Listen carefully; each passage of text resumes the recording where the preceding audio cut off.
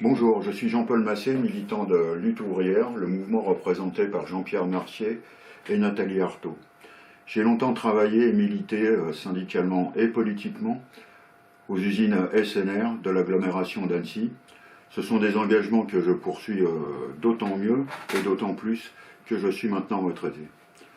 Comme bien d'autres dans les classes populaires, mes camarades de Lutte ouvrière et moi-même vivons cette période avec une profonde indignation et révolte, non seulement contre ce gouvernement, mais aussi et surtout contre tout cet ordre social capitaliste que Macron, comme tous ses prédécesseurs, défend. Pendant plusieurs semaines, les personnels soignants ont été envoyés au front sans armes et sans munitions.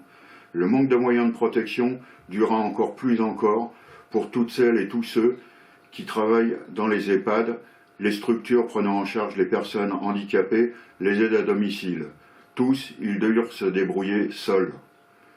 Pendant combien de temps les salariés de la logistique, du nettoyage, du gardiennage, du commerce, travaillant dans les grandes enseignes de la distribution, ont dû bosser dans l'insécurité? Par contre, quand fut venue la période préparatoire au déconfinement, leurs propres patrons, les Leclerc, les Auchan, etc., 12 jours seulement après les commandes, annonçaient la mise en vente de plus de 400 millions de masques, y compris des masques chirurgicaux. Car oui, quand s'annoncent les profits, rien n'est impossible pour les patrons, mais quand il s'agit de sauver des vies, ils n'en ont que faire. Dans toute cette crise sanitaire, l'État et la bourgeoisie vont d'incurie en incurie avec le plus profond mépris pour la population. Le gouvernement n'hésitant pas à se contredire et surtout à mentir effrontément. Pour ne citer que l'affaire des masques, les ministres en début de crise ont martelé qu'ils étaient inutiles. Et voilà que pour le déconfinement, ils les rendent obligatoires dans les transports en commun. C'est que, tout le monde le sait maintenant, il fallait masquer la pénurie et l'abandon des stocks sanitaires stratégiques. Pendant toute cette crise, ni les grands groupes capitalistes, ni le gouvernement n'ont voulu déployer les capacités techniques et industrielles pour fabriquer ne serait-ce que les moyens de protection nécessaires dans les semaines où il y en avait le plus besoin.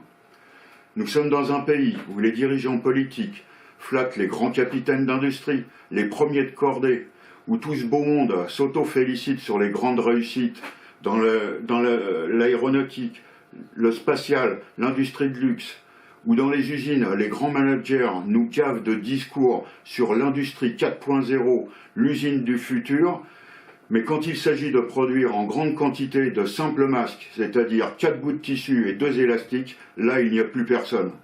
Ou plutôt si, heureusement, il y a des dizaines de milliers de simples mères de famille, des petits artisans, des associations de quartier, des employés communaux qui font avec ce qu'ils ont.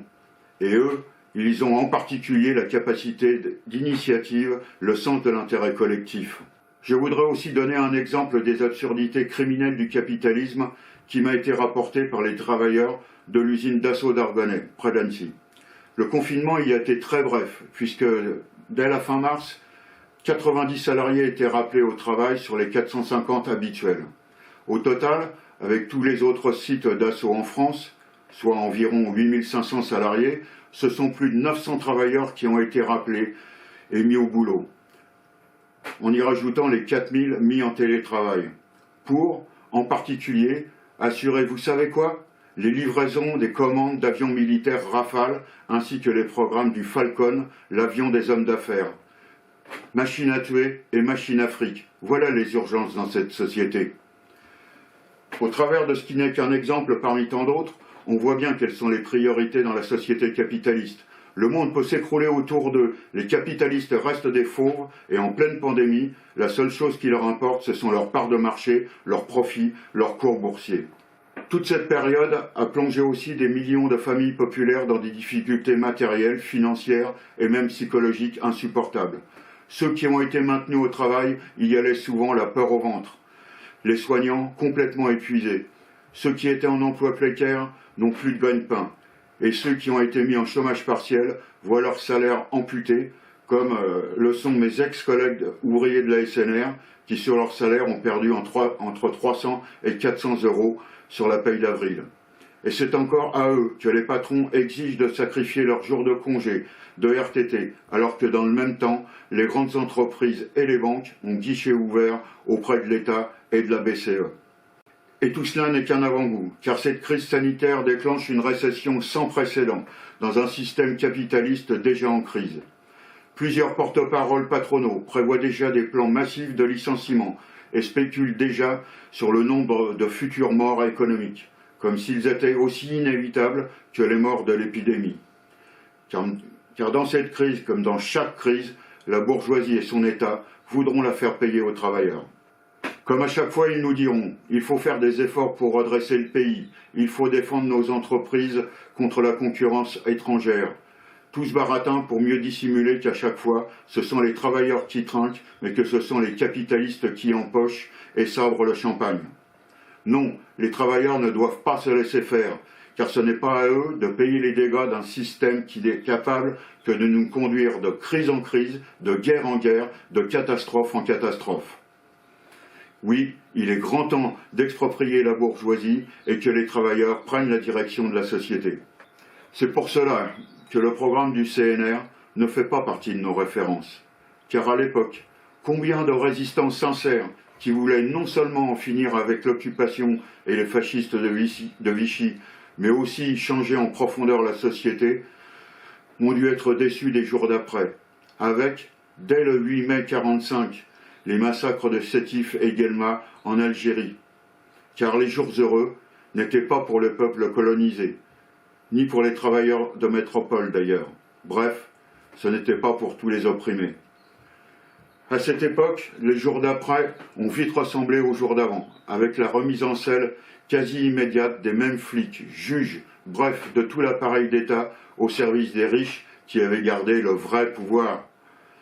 Même dans la seule grande entreprise métallurgique nationalisée, Renault, il a fallu que les travailleurs fassent grève au printemps 1947 pour ne pas crever de faim. Sans parler des mineurs grévistes de 1948 contre lesquels furent envoyés l'armée et ses chars. Alors bien sûr, aujourd'hui on ne retient que l'État social, la sécurité sociale, mais après 6 ans de guerre, de massacres et de destruction, il fallait bien quelques concessions pour que les travailleurs reconstruisent la France et retroussent les manches, comme on disait à l'époque. Car, comme le dit la phrase célèbre, il fallait tout changer pour que rien ne change. En effet, la bourgeoisie en France, comme dans les autres pays, ne voulait pas, comme au sortir de la Première Guerre mondiale, subir une vague révolutionnaire comme celle qui avait commencé en 1917 en Russie et qui avait embrasé une grande partie de l'Europe. Alors, pas plus aujourd'hui qu'à cette époque. Il ne s'agit de remettre en selle un système capitaliste qui a fait son temps, et depuis longtemps a fait la preuve qu'il ne pouvait conduire qu'à la catastrophe. Faire croire qu'il peut être moins injuste, plus social et même plus écologique est un leurre encore plus flagrant dans la période de crise que nous subissons et qui ne peut que s'aggraver. Nos références à lutte ouvrière, nous les prenons chez les révolutionnaires de 1917, qui eux-mêmes se référaient au manifeste du Parti communiste de Marx et Engels, qui dès 1848 défendait l'idée que le prolétariat devait mener jusqu'au bout une révolution abolissant l'appropriation privée des moyens de production par la bourgeoisie et que le capitalisme était devenu un frein pour l'humanité. Non, le capitalisme n'a pas dérivé vers un ultralibéralisme que l'on pourrait corriger. Autant demander à un lion de devenir végane. La seule issue est que les travailleurs renouent avec le combat des générations anciennes, visant à contester cette mainmise du grand capital sur toute la société. Cela veut dire aussi construire un parti réellement communiste, réellement révolutionnaire, pour défendre ses perspectives. C'est la tâche à laquelle les militants de lutte ouvrière se sont attelés. La période qui vient nécessitera que les travailleurs s'organisent au niveau des entreprises, des quartiers, des localités, pour s'opposer aux attaques patronales et gouvernementales, ne serait-ce que dans un premier temps, pour que les reprises du travail après le déconfinement se fassent sous leur contrôle, sous le contrôle ouvrier.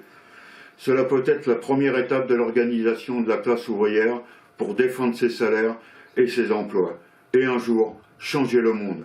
Pour notre part, c'est notre conviction. Toutes les solidarités, les initiatives, l'énergie et le dévouement à l'intérêt général dont les travailleurs ont fait preuve dans cette période démontrent à nouveau que ce sont eux qui sont les seuls porteurs d'avenir pour l'humanité.